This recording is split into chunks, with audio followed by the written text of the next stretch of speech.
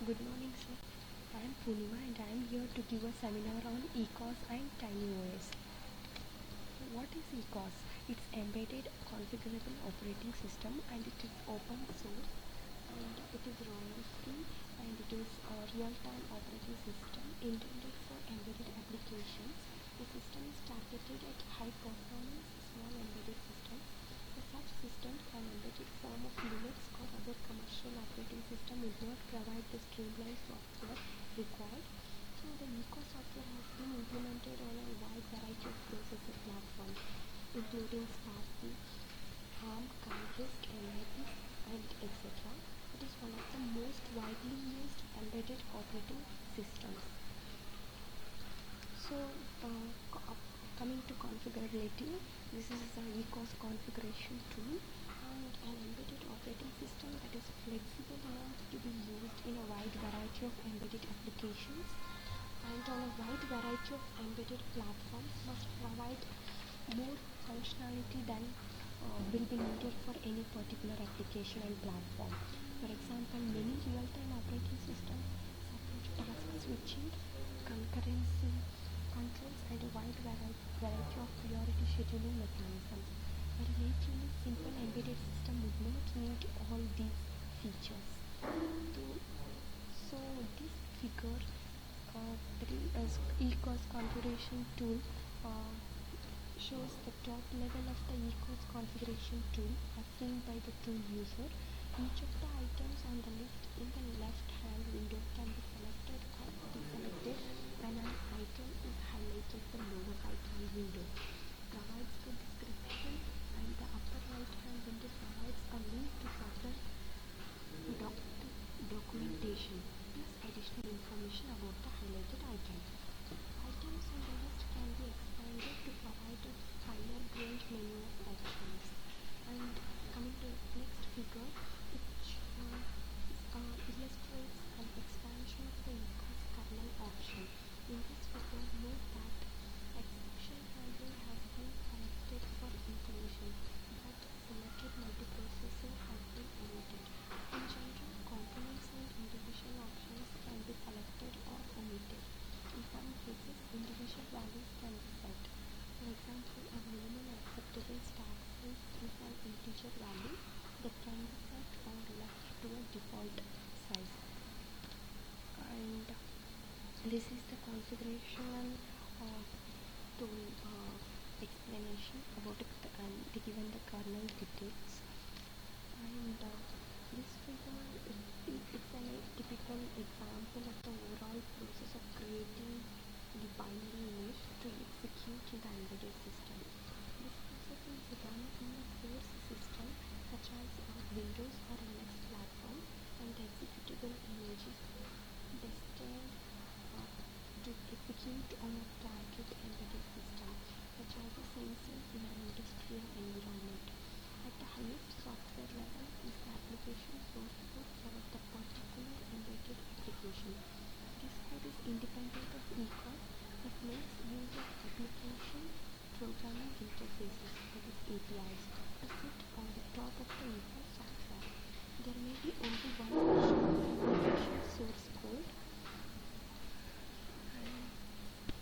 or there may be many variations for different versions of the target embedded platform. In this example, the GNU make utility is used to selectively determine which pieces of a program need to be compiled or recompiled in the case of a modified version of the source code, and issues the commands to recompile them. The GNU cross-compiler executing on the source platform then generates the binary executable code for the target embedded platform. The GNU linker links the application object code with the code generated by the ECOS configuration tool. And this later set of software includes selected portions of the ECOS kernel plus selected software for the target embedded system. The result can then be loaded into the target system. And this is the layer structure of ECOS, and these are the components of ECOS, and design requirement for ECOS is portability ability to different architectures and platforms with minimal effort. To meet this requirement, ECOS consists of a layered set of components, and the hardware abstraction layer, that is HAL, at the bottom is the hardware abstraction layer. The HAL is software that presents a consistent API to the upper layers and maps upper layer operations onto a specific hardware platform. So thus the HAL is different for each hardware platform. So this is a hardware abstraction layer, that is ARM architecture, and this is an example that demonstrates how the HAL abstracts hardware-specific implementations for the same API call on two different platforms. As this example shows, the call from an upper layer to enable interrupts is the same on both platforms, but the C code implementation to the function is specific to each platform. So these are the two implementations of the all enable interrupts, and these are the modules of all. The HL is implemented as three separate modules, that is architecture and variant given platform. So architecture, it defines the processor family type. This module contains the code necessary for processor startup, interrupt denial, context switching, and other functionalities specific to the instruction set architecture of that processor family. So variant, it supports the features of the specific processor in the family. An example of a supported feature is an on-chip module such as a memory management unit. And third one is platform. It extends the all support to tightly coupled peripherals like interrupt controllers and timer devices. This module defines the platform or board that includes the selected processor, architecture, and variant. It includes code for startup, chip selection, configuration, interrupt controls, and timer devices. So coming to next slide, this ECOS kernel design it was designed to satisfy four main objectives, that is low interrupt latency, low task switching latency, small memory footprint, and deterministic behavior. First one, low interrupt latency, the time it takes to respond to an interrupt and begin executing an interrupt service routine. So second one, low task switching latency, the time it takes from when a thread becomes available to when actual execution begins. So third one, small memory footprint, memory resources for both program and data are kept to a minimum by allowing all components to configure memory as needed. So fourth one, deterministic behavior. Throughout all aspects of execution, the kernel's performance must be predictable and bounded to meet real-time application requirements.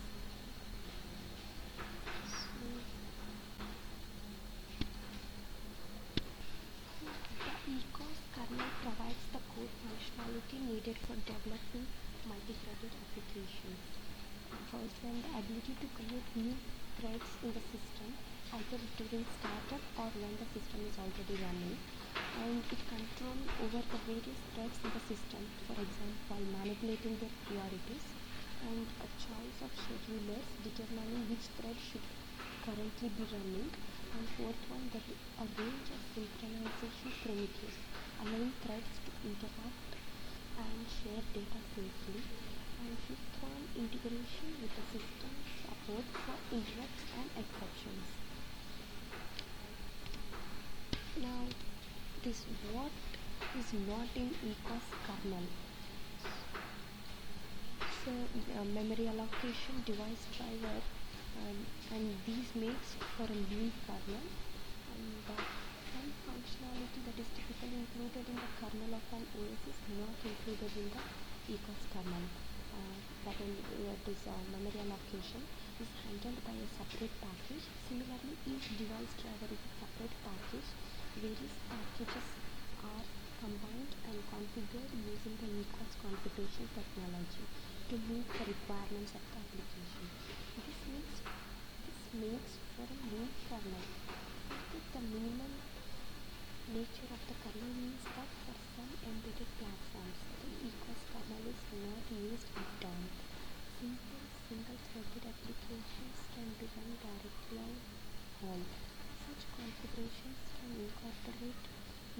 C library functions and device drivers that avoid the space and time overhead of the kernel. So coming to next slide, that is ECOS input-output system is a framework for supporting device drivers. A variety of drivers for a variety of platforms are provided in the ECOS configuration. So these include drivers for serial devices, Ethernet, flash memory interfaces, and various input-output interconnects such as PCI, that is Peripheral Component Interconnect, and USB, Universal Serial Bus. In addition, users can develop their own device drivers. The principal objective for the input-output system is efficiency, with no unnecessary software layering or extraneous functionality. Device drivers provide the necessary functions for input, output buffering, and device control. Device drivers and other higher layer software may be implemented directly on the HAL if this is appropriate. If specialized kernel type functions are needed, then the device driver is implemented using kernel APIs. The kernel provides a 3-level interrupt module. It is interrupt service routines, default service routines, and threads. This is interrupt service routines, that is ISR, invoked in response to a hardware interrupt. And default service routine, this is invoked in response to a request by an ISR. A BSR will be run when it is safe to do so without interfering with the scheduler. So third one is threads. These threads, the kinds of the driver that are able to make all APIs calls, and in particular are allowed to wait on mutexes and condition variables. So now coming to next slide, that is ECOS scheduler. So the ECOS kernel can be configured to provide one of two scheduler designs, the bitmap scheduler and the multi-level queue scheduler. The configuration user selects the appropriate scheduler for the environment and application. The bitmap scheduler offers sufficient scheduling for a system with a small number of threads that may be active at any point in time. The multi-queue scheduler is appropriate if the number of threads is dynamic or if it is desirable to have multiple threads at the same priority. The multi-level scheduler is also needed if time slicing is desired. So this is the structure of bitmap scheduler priority levels, and a bitmap scheduler supports multi-level priority level, but only one thread can exist at each priority level at any given time.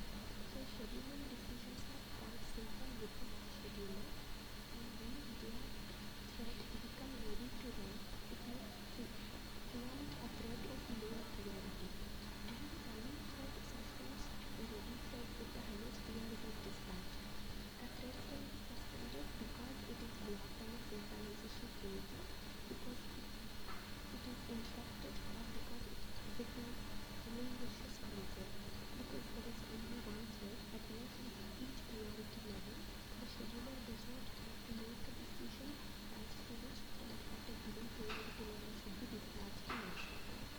So the bitmap scheduler is configured with 8 or 16 or 32 priority levels. The simple difference is just the threads that are ready to execute. The scheduler may only determine the position of the most significant 1 bit in bitmap to make a scheduling decision. So this is a multi-level queue scheduler priorities. As with the bitmap scheduler, the multi-level queue scheduler supports up to 32 priority levels. The multi-level queue scheduler allows for multiple active threads at each priority level, limited only by system resources. And this figure illustrates the nature of the multi-level queue scheduler. A data structure represents the number of ready threads at each priority level. When a blocked thread becomes ready to run, it may preempt a thread of lower priority. As with the bitmap scheduler, a running thread may be blocked on synchronization failure because it is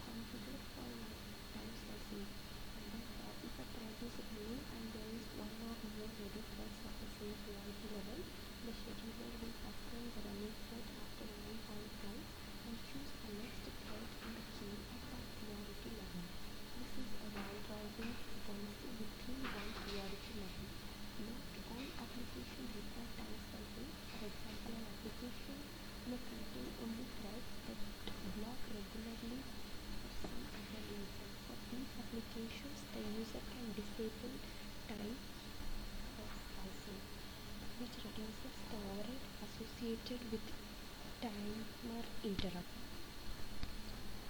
So next slide, that is ECOS thread synchronization. ECOS kernel can be configured to include one or more of 6 different thread synchronization mechanisms. These include the classic synchronization mechanisms, mutexes, semaphores, and condition variables. In addition, ECOS supports two synchronization or communication mechanisms that are common in real-time systems, namely event flags and mailboxes. Finally, the ECOS kernel supports sync logs, which are useful in symmetric multiprocessor systems, and mutex is the first one, that is mutual exclusion log, and this mutex is used to enforce mutually exclusive access to a resource, allowing only one thread at a time to gain access. And the mutex has only two states, that is locked and unlocked. This is similar to a binary semaphore. And when a mutex is locked by one thread, any other thread attempting to lock the mutex is blocked. When the mutex is unlocked, then one of the threads blocked on this mutex is unlocked and allowed to lock the mutex and gain access to the resource. The mutex differs from the binary semaphore in two aspects. The first one, the thread that locks the mutex must be the one to unlock it. In contrast, it is possible for one thread to lock a binary semaphore and for another to unlock it. The other difference is that a mutex provides protection against priority inversion, whereas a semaphore does not. So the ECOS kernel can be configured to support either a priority inheritance protocol or a priority ceiling protocol. So next one is semaphores. The ECOS kernel provides support for a counting semaphore. A counting semaphore is an integer value used for signaling among threads, and this CYG semaphore post command increments the semaphore count, and if the new count is less than or equal to 0, then a thread is waiting on the semaphore and is abandoned. And this CYG semaphore wait function checks the value of the semaphore count. If the count is 0, the thread calling this function will wait for the semaphore. If the count is non-zero, the count is decremented and the thread continues. Continuing semaphores are suited to enabling threads to wait until an event has occurred. The event may be generated by a producer thread or by a DSR in response to a hardware interrupt. It is associated with each semaphore is an integer counter that keeps track of the number of events that have not yet been processed. This counter is 0 and empty. An attempt by a consumer thread to wait on the semaphore will block until some other thread or a DSR processes a new event to the semaphore. If the counter is greater than 0, then an attempt to wait on the semaphore will post in to semaphore will wake up first thread that is currently waiting, which will then resume inside the semaphore wait operation and will decrement the counter again. So another use of semaphores is for certain forms of resource management. The counter would respond to how many of a certain type of resource are currently available. If threads waiting on the semaphore to plan a resource and question to release the resource again. So third one is condition variables is used to block a thread until a particular condition is true. So condition variables are used with mutexes to allow multiple threads to access shared data. They can be used to implement monitors of the type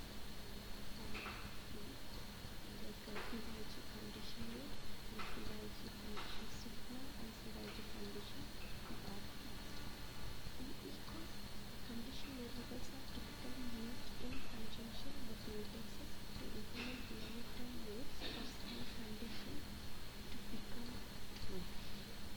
And these are event flags, and fourth one is mailboxes, and this fifth one is pin logs. So event flags comes under synchronization or communication mechanisms. So an event flag is a 32-bit word used as a synchronization mechanism. Application code may associate a different event with each bit in a flag. The thread can wait and for either a signal event or a combination of events by checking one or multiple bits in the corresponding flag. And next one is mailboxes.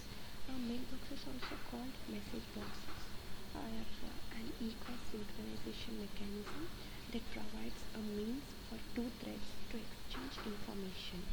And last one, that is SMP, that is symmetric multiprocessor. Suppose spin locks. A spin lock is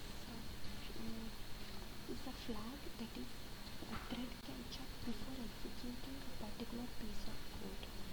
And basic operation of the spin lock is only one thread at a time can acquire a spin lock. Any other thread attempting to acquire the same lock will keep trying until it can acquire the lock. Spin lock is built on an integer location in memory that is checked by each thread before it enters its critical section. If the value is 0, the thread sets the value to 1 and enters its critical section. If the value is non-zero, the thread continually checks the value until it is 0. So a spin lock should not be used on a single processor system, which is why it is compiled away on Linux. As an example of the danger, consider a uniprocessor system with preemptive scheduling, in which a higher priority thread attempts to acquire a spin lock already held by a lower priority thread. The lower priority thread cannot execute so as to finish its work and release the spin lock because the higher priority thread preempts it. The higher priority thread can execute, but it's stuck checking the spin lock. On an SMP system, the current owner of the spin lock can continue running on a different processor. So next slide is M.TECH, that is controlling access to a pool of resources using M.TECH. And this figure defines a set of functions to control access to a pool of resources. The M.TECH is used to make the allocation and freeing of resources from a pool automatic. The function reset, that is res underscore pay or res underscore allocate, checks to see if one or more units of a resource are available, and if so, takes 1 unit. This operation is protected by M.TECH so that no other thread can check or alter the resource pool, while this thread has control of the M.TECH. So the function res free enables the thread to release 1 unit of a resource that it had previously acquired. Again, this operation is made automatic by M.TECH. So now next slide, that is M.TECHs and condition variables. This figure accomplishes this with the use of the condition variables associated with the M.TECH. When reset allocate it takes that there are no resources, it calls PYG condition wait. This later function unlocks the M.TECH and puts the calling thread to sleep on the condition variable. When reset free is eventually called, it puts a resource back into the pool and calls PYG condition signal, and that is this program in this function. PYG condition signal to wake up any thread waiting on the condition variable. When the waiting thread eventually gets to run again, it will relock the M.TECH before returning from PYG condition wait. And that eCOS points out two significant features of this example, and the one of the use of the condition variables is general. First one is the M.TECH unlock and wait. No other thread can run between the unlock and the wait. If this were not the case, then a call to reset free by a thread would release the resource, but the call to PYG 5G condition signal would be lost. The first thread would end up with waiting when there were resources available. So the second feature is that the call to C5G condition wait, and this in a while loop and not a simple if statement. This is because of the need to relock the meters in C5G condition wait. That is in wait. This thread must wait depending on the scheduler and the queue order. Many user threads may enter the critical section before this one gets to run. So the condition that it was waiting for many processor have been rendered false. So using a loop around all condition variable wait operations is the only way to guarantee that the condition being waited for is still true after waiting.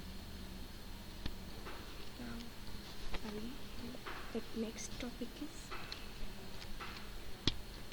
that is Tinyos, and Tinyos that the ecosystem provides a more streamlined approach for an embedded OS than one based on a commercial general purpose, but Tinyos represents a significant departure from other embedded operating systems.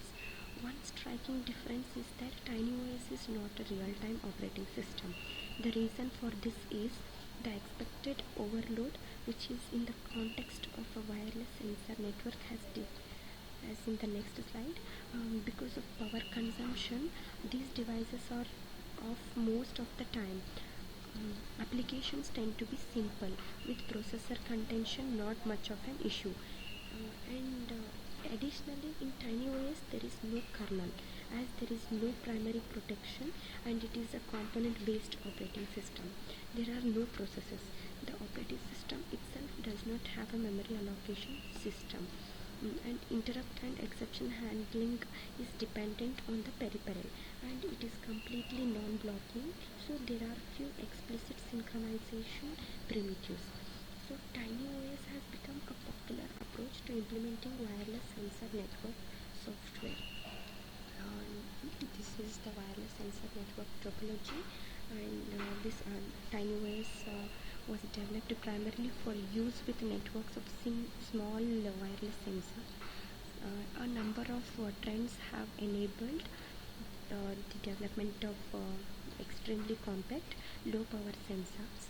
The well-known law continues to drive down the size of memory and processing logic elements. Smaller size in turn reduces power consumption. Low power and small size trends are also evident in wireless communication hardware, microelectromechanical sensors, and transducers.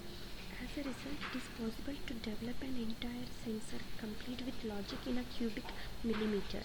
The application and system software must be compact enough that sensing, communication, and computation capabilities can be incorporated into a complete but tiny architecture. And this figure shows a typical configuration in a host of application. A base station connects the sensor network to a host PC and passes on sensor data from the network to the host PC, so which can do data analysis and transmit the data over a corporate network or internet to an analysis server.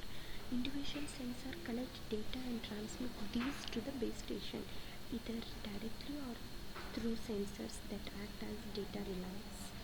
Routine functionality is needed to determine how to relay the data through the sensor network to the base stations. So next slide is on Tinyos goals. These are the goals of Tinyos. That is allow high concurrency.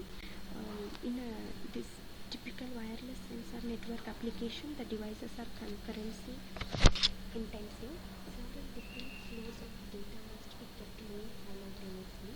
While sensor data is input in a steady stream, processed results must be transmitted in a steady stream. In addition, external controls for remote sensors or base stations must be managed. So second one is operate with limited resource. The target platform for Tinyos will have limited memory and computational resources, and run on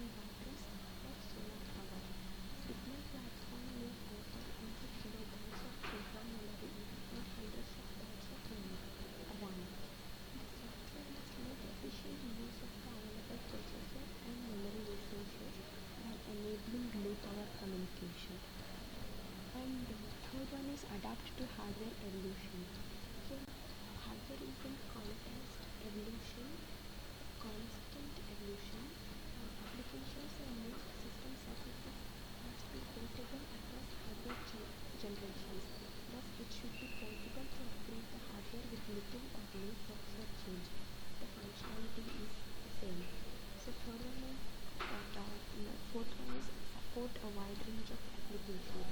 Applications exhibit a wide range of requirements in terms of lifetime, communication, sensing, and so on. A modular general purpose embedded operating system is designed so that a standardized approach leads to economies of scale in developing applications and support software. The system is support a diverse set of platforms. With the preceding point, changing purpose embedded operating systems is desirable. And last point is be robust. Once deployed, a sensor network must run unattended for months or years. Ideally, there should be redundancy both within a single system and across the network of sensors. However, both types of redundancy require additional resources. So one software characteristic that can improve robustness is to use highly modular, standardized software components. So next is Tinyos components.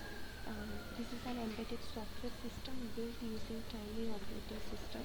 Consists of a set of small modules, and these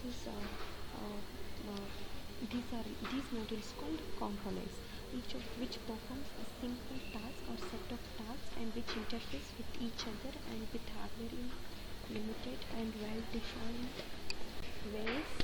And these are the components of Tinyos, that is single hop networking, ad hoc routing, power management, times, non-volatile storage control. And this is a timer M component, and all components in a Tinyos configuration have the same structure. This is an example for that. In this, the shaded box in the diagram indicates the component which is treated as an object that can only be accessed by defined interfaces indicated by white boxes. A component may be hardware or software.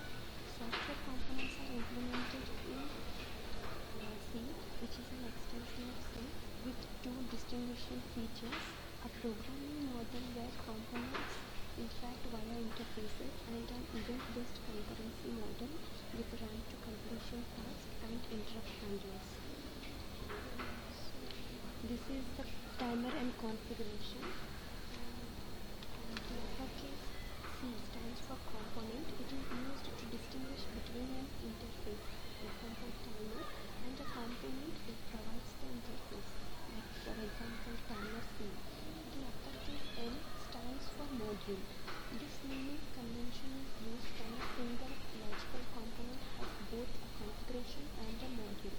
The timer C component providing the timer interface is a configuration that links its implementation, that is timer T, to clock and LED providers. Otherwise, any user of timer C would have to explicitly wire its subcomponents.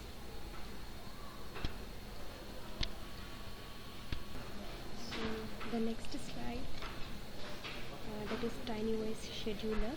It operates across all components. Virtually all embedded systems using Tinyos will be uniprocessor systems, so that only one task among all the tasks in all the components may execute at a time. So the scheduler is a separate component. It is the one portion of Tinyos that must be present in any system. The default scheduler in Tinyos is a simple first in first out, that is P for Q.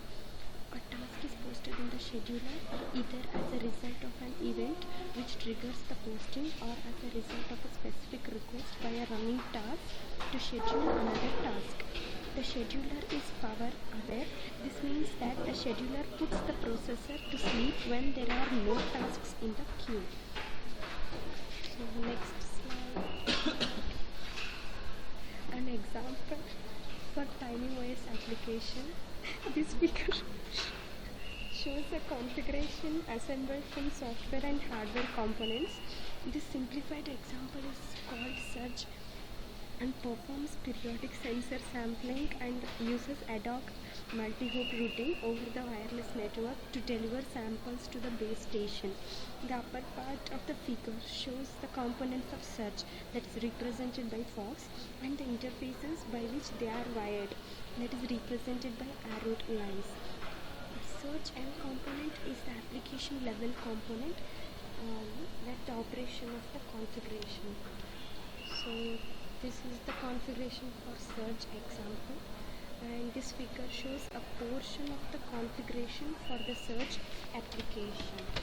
And this example illustrates, this figure illustrates the strength of the Tinyos approach. The software is organized as an interconnected set of simple modules, each of which defines one or a few tasks.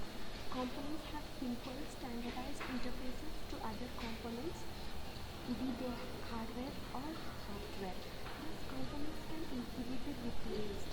So components can be hardware or software with a boundary change not visible to the application programmer. This is Tinyos resource interface, and this Tinyos provides a simple but powerful set of conventions for dealing with resources. It is dedicated, virtualized, and shared. Dedicated is a resource that a subsystem needs exclusive access to at all times. In this class of resources, no sharing policy is needed since only a single component ever requires use of the resource. Examples of dedicated abstractions include interrupts and counters. Next one is virtualized. Every player of a virtualized resource interact with it as if it were a dedicated resource, with all virtualized instances being multiplexed on top of a single underlying resource. The virtualized abstraction may be used when an underlying resource need not be protected by mutual exclusion. Example is a clocker or timer. The last one is shared. The shared resource abstraction provides access to a dedicated resource through an arbiter component. The arbiter enforces mutual exclusion, allowing only one user, called the client, at a time to have access to a resource and enabling the client to lock the resource. And this is a shared resource configuration, and this becomes shows a simplified view of the shared resource configuration used to provide access to an underlying resource. Associated with each resource to be shared is an arbiter component. The arbiter enforces a policy that enables a client to lock the resource, use it, and then release the resource. So the shared resource configuration provides the following interfaces to a client. Those are resource, a resource requester, resource configure, and resource specific interfaces. So what is resource? The client issues a request at this interface requesting access to the resource. If the resource is currently locked, the arbiter places the request in a queue. When a client is finished with the resource, it issues a release command at this interface. Resource requested. This is similar to the resource interface. In this case, the client is able to hold on to a resource until the client is notified that someone else needs the resource. And third one is resource configure. This interface allows the resource to be automatically configured just before a client is granted access to it. Components providing the resource configure interface use the interfaces provided by an underlying dedicated resource to configure it into one of its desired modes of operation. The last one is resource specific interfaces. Once a client has access to a resource, it uses resource specific interfaces to exchange data and control information with the resource. In addition to the dedicated resource, the shared resource configuration consists of two components: the arbiter accepts request for access and configuration from a client and enforce the lock on the underlying resource. The shared resource component mediates data exchange between the client and the underlying resource. So arbiter information passed from the arbiter to the shared resource component controls the access of the client to the underlying resource. Thank you.